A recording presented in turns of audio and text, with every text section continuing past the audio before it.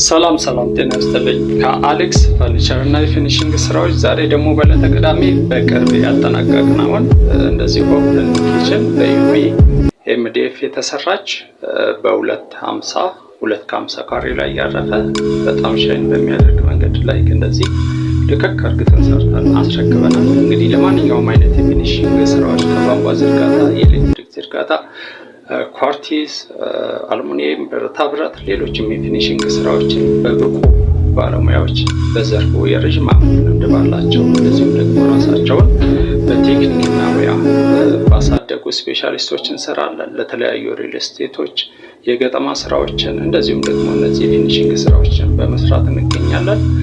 ወርክሾፓችንን መጎብኘት ለምትፈልጉ ከሰሚት ሁለተኛ በር ፊት ለፊት ከኖ ሪል ስቴት ፊት ለፊት እንገኛለን። አሌክስ ፈርኒቸር እና የፊኒሺንግ ስራ ብላችሁ መምጣት ትችላላችሁ። ለተጨማሪ ቴሌግራማችን ላይ ታገኙናላችሁ። እንደዚሁም ደግሞ ላይ የሶሻል ሚዲያዎች ላይ የገባችሁ ስራዎቻችንን ማየት ትችላላችሁ። እናመሰግናለን።